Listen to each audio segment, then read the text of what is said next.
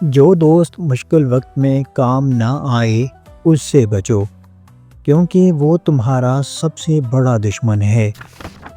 جتنی چاہیں نمازیں پڑھو اور روزے رکھو، اس وقت تک فائدہ نہیں پا سکتے جب تک مال حرام سے پرہیز نہ کرو گے۔ مال حرام سے صدقہ دینا ایسا ہے جیسے ناپاک کپڑے کو پیشاب سے دھویا جائے۔ دنیا ایک مسافر خانہ ہے اور مسافر کو ہر حالت میں کسی چیز اور جگہ سے دل بستگی نہیں ہونی چاہیے۔ مجلس کے اندر بیٹھ کر قریب تر لوگوں کی مزاج پرسی کرو۔ محتاجوں سے مہنگا مال خریدنا احسان اور صدقے سے بہتر عمل ہے۔ جس کا لباس ہلکا اور باریک ہوگا اس کا دین بھی ضعیف ہوگا۔ تمسخر اکثر قطع دوستی، دل شکنی اور دشمنی کا باعث بن جاتا ہے۔ تنگ دست قرضدار کو مہلت دینا رحمت الہی کو جوش میں لاتا ہے۔ اگر ہم سے غلطی ہو جائے تو ابلیس کی طرح دلیر نہیں ہونا چاہیے، بلکہ معافی مانگ لینی چاہیے، کیونکہ ہم ابن آدم ہیں، ابن ابلیس نہیں۔ کسی کی پہچان علم سے نہیں ہوتی بلکہ ادب سے ہوتی ہے، کیونکہ علم تو ابلیس کے پاس بھی تھا لیکن وہ ادب سے محروم تھا۔ میرے رب کی محبت کا انداز بھی نرالا ہے۔ سب کچھ دے کر بھی کہتے ہیں ہے کوئی مانگنے والا۔ اگر اپنا گھر اپنے سکون کا باعث نہ بنے تو سمجھ لو توبہ کا وقت آ گیا ہے۔ خوف خدا ایک ایسا چراغ ہے جس میں نیکی اور بدی صاف نظر آتی ہے۔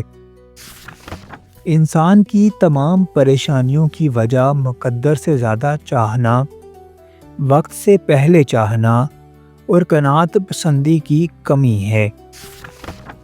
دنیا نصیب سے ملتی ہے اور آخرت محنت سے، لیکن لوگ محنت دنیا کے لیے اور آخرت کو نصیب پر چھوڑ دیتے ہیں۔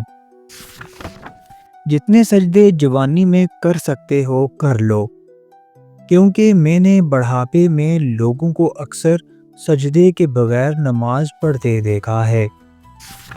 جو غلطی کر نہیں سکتے وہ فرشتہ ہے، جو غلطی کر کے اس پر ڈٹ جائے وہ شیطان ہے، اور جو غلطی کر کے فوراً توبہ کر لے وہ انسان ہے۔ جو توبہ کر کے اس پر قائم رہے وہ اللہ تعالیٰ کا محبوب بندہ ہے۔ اپنے آپ کو سب سے بہتر سمجھنا جہالت ہے۔ ہر شخص کو اپنے سے بہتر سمجھو۔ دنیا یعنی مال و دولت اور جاہ و خشمت کی خواہش رکھنا سمندر کا پانی پینے کے مترادف ہے کہ جس قدر پیا جائے پیاس زیادہ لگتی ہے۔ بھوک کے بغیر کھانا مکروہ ہے۔ کھانے میں نقص مت نکالا کرو، اگر ناپسند ہو تو مت کھاؤ۔ نفس وہ کتا ہے جو انسان سے غلط کام کروانے کے لیے اس وقت تک بھونکتا رہتا ہے جب تک وہ غلط کام کروا نہ لے، اور جب انسان وہ کام کر لیتا ہے تو یہ کتا سو جاتا ہے۔ اس سونے سے پہلے ضمیر کو جگا جاتا ہے۔ سب انسان مردہ ہیں، زندہ وہ ہے جو علم والے ہیں۔ سب علم والے سوئے ہوئے ہیں، بیدار وہ ہیں جو عمل والے ہیں۔ تمام عمل والے گھاٹے میں ہیں، فائدے میں وہ ہے جو اخلاص والے ہیں۔ سب اخلاص والے خطرے میں ہیں، کامیاب وہ ہے جو تکبر سے پاک ہیں۔ میں نے تمام دنیا پر نظر ڈالی، ہر شخص کسی نہ کسی چیز سے محبت کرتا ہے، مگر اس محبوب چیز کو دنیا میں چھوڑ کر اکیلا قبر میں چلا جاتا ہے۔ میں نے سوچا کہ میں نیکیوں اور اچھے کاموں سے محبت کروں تاکہ وہ قبر میں بھی میرے ساتھ جائیں اور مجھے اکیلا نہ چھوڑیں۔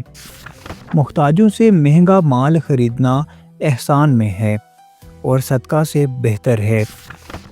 سب سے اعلیٰ درجے کی دولت زبان ذاکر، دل شاکر اور زن فرمانبردار ہے۔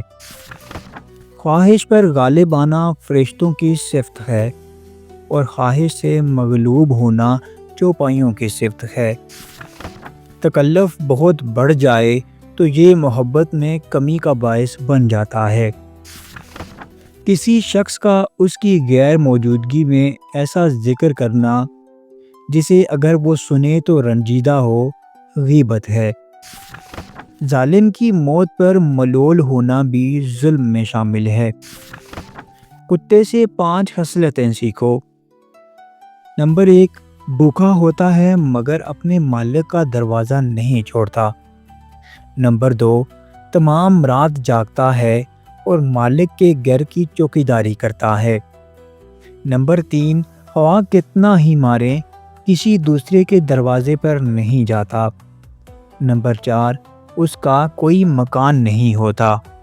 اور نمبر 5، اس کے پاس کوئی مال نہیں ہوتا۔ لوگوں کی نیکیوں کو ظاہر کرنا چاہیے اور برائیوں سے چشم پوشی لازم ہے۔ بچوں کی اصلاح مکتب میں ہے اور عورت کی گھر میں۔ علم بغیر عمل کے جنون و دیوانگی ہے اور عمل بغیر علم کے کچھ بھی نہیں۔ 3 چیزیں انسان کو تباہ کر دیتی ہیں: حرص، حسد اور غم۔ مخلوق سے ایسا معاملہ کرو جیسا کہ تم اپنے غلام سے اپنے لیے کرانا چاہتے ہو۔ جانوروں میں خواہش کی حس ہوتی ہے مگر عقل نہیں ہوتی۔ فرشتوں میں عقل ہوتی ہے مگر خواہش نہیں ہوتی۔ انسانوں میں خواہش اور عقل دونوں ہوتی ہیں۔ عقل خواہش پر غالب آ جائے تو انسان فرشتوں سے افضل، اور اگر خواہش عقل پر غالب آ جائے تو انسان جانوروں سے بدتر ہے۔ برے سلوک کا بہترین جواب اچھا سلوک اور جہالت کا بہترین جواب خاموشی ہے۔ ایک بے نمازی جب خدا سے مل جاتا ہے تو خدا اس کی دوسری خوبیوں پر کوئی توجہ نہیں دیتا۔